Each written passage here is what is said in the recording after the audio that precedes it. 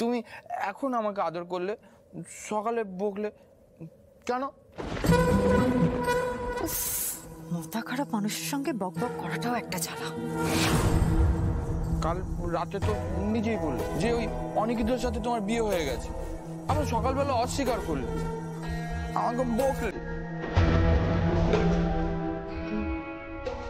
আমি আর কি করতাম বলুন? আমার যে আর কিছু করার উপায় ছিল না।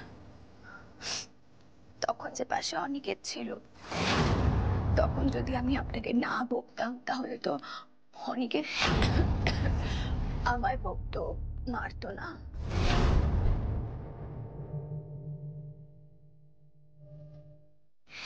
ওই রাক্ষস অনিকেত যদি তোমাকে মারে না, আমি ওকে শেষ করে দেবো একদম।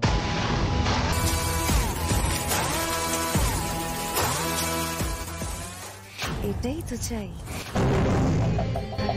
তাতে তোমার কি অবস্থা করে দেখো। শ্যামলী, তোমারে বুদ্ধি বেজে গোকুলে বাড়িছে সে। আপনি জানেন, আমাকে জোর করে পাওয়ার জন্য ওই অনিকেত বাঁধের জলে আপনাকে ভাসিয়ে দিয়ে মারতে চেয়েছিল। আপনার নিখোঁজ হওয়ার খবর পাওয়া মাত্র আমাকে জোর করে অনিকেত বিয়ে করলো।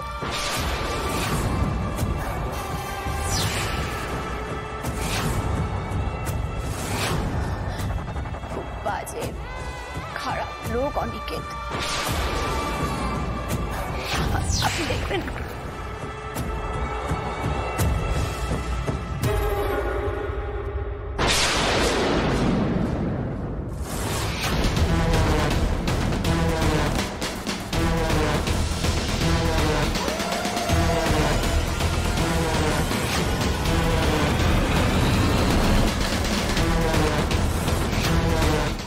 বুঝতে পারছি তুমি কোন টানাপোড়েন থেকে এই কথাগুলো বলছো, কিন্তু এটা সত্যি নয়।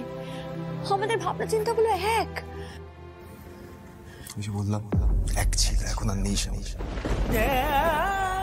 আমি তোমায় বলেছিলাম বলো যে কিঞ্জলকে একটা ভালো মেন্টাল অ্যাসাইলামে দিই, তাতে যাতে ওর ট্রিটমেন্টটা ভালো করে হয়। কিন্তু না, যেহেতু তুমি আগে থেকে ঠিক করে ফেলেছো যে ওর ট্রিটমেন্ট এই বাড়িতে থেকেই হবে, তাই এখানে থেকেই হবে। তুমি তোমার ভাবনা জায়গা থেকে এক বিন্দু সরবে না, তাই তো? না, সেটা কিন্তু নয় অনিকেত। তুমি সেটাই আমি তোমাকে একটু খোলসা করে বুঝিয়ে বলছি বিষয়টা। এটা তো শুধু কিঞ্জলের ব্যাপারে নয়, মানে এই চোখের সামনে একটা ঘটনা যেটা ঘটছে, প্রিয়া প্রতিম। আরে প্রিয়ার প্রতিম যদি একসাথে থেকে ভালো না থাকে তাহলে কেন থাকবে ওরা? কিন্তু তুমি চাইছো ওরা যাতে একসঙ্গে জুড়ে থাকে। কেন কেন আমাকে বলো? এখানেই তো আমরা তোমার পার্থক্য হয়ে যাচ্ছে না? আমি তোমাকে বললাম আমাদের চিন্তা ভাবনা এক। আমি আবারও বলছি অনিকেত, আমাদের চিন্তা ভাবনাটা এক, শুধু চিন্তা ভাবনার রাস্তাটা, পদ্ধতিটা আলাদা। তুমি চাও ওরা দুটিতে ভালো থাকুক, আমিও চাই ওরা দুজন ভালো থাকুক। প্রিয়া দিদি, প্রতিম দাদা, ওরা দুজনেই বড্ড ছেলে মানুষ, অবুঝ। ছোট ছোট বিষয়ে অভিমান করে, রাগ করে, ঝগড়া করে। আর এই অভিমান জমে জমেই আজ এই অবস্থা হয়েছে। তারপরে যে ওদের মধ্যে ভালোবাসা নেই তা কিন্তু নয়।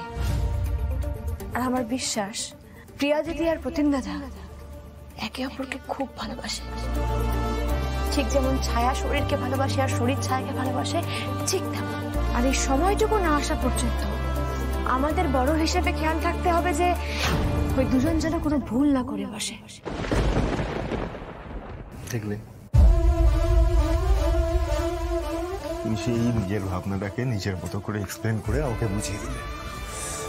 তুমি কিঞ্জলের ক্ষেত্রে একই জিনিস করছো সবাই, এটাই করছো। তুমি তুমি ভুল বুঝছো আমাকে অনিকেত। দেখো কিঞ্জল স্যার এখন অসুস্থ, ওর এই অবস্থাটাই আমাদের কাছাকাছি আসার পথে বাধা তৈরি করছে, ঠিক কথা। কিন্তু এটা কিন্তু তুমি এই বাধাটা অতিক্রম করতে পারছো শ্যামলী। পারছি না, খুব খারাপ লাগছে, খুব কষ্ট হচ্ছে শ্যামলী। আর এরপরও তুমি আমাকে বলছো বুঝে যেতে, সবকিছু জানা। আমি বলছি আমি যাবো না শ্যামলী, তুমি যাও, আমি এই ঘরে থাকবো, আমি কোথাও যাবো না। তুমি শুধু নিজের কথাই বলে যাচ্ছ।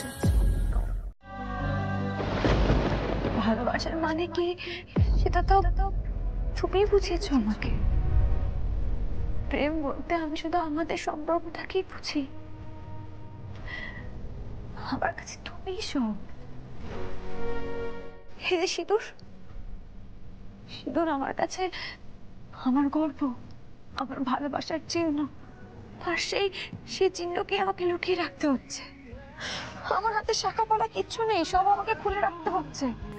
আমার কষ্ট হচ্ছে না? আমি যে মামুনির কাছে প্রতিজ্ঞাবদ্ধ। আমি মামুনিকে বলেছি যে কিঞ্জন স্যারকে সুস্থ করে ওনার হাতে আমি ফিরিয়ে দেবো, ওনাদের কাছে আমি ফিরিয়ে দেবো। তাই তো বুকে পাথর চাপা দিয়ে এই কাজগুলো আমি করে যাচ্ছি। তোমার সাহায্য না পেলে যে আমি কোনো কাজেই সফল হব না। অনেকে और मेरे दरमियां अभी बाकी है एक दास्तां।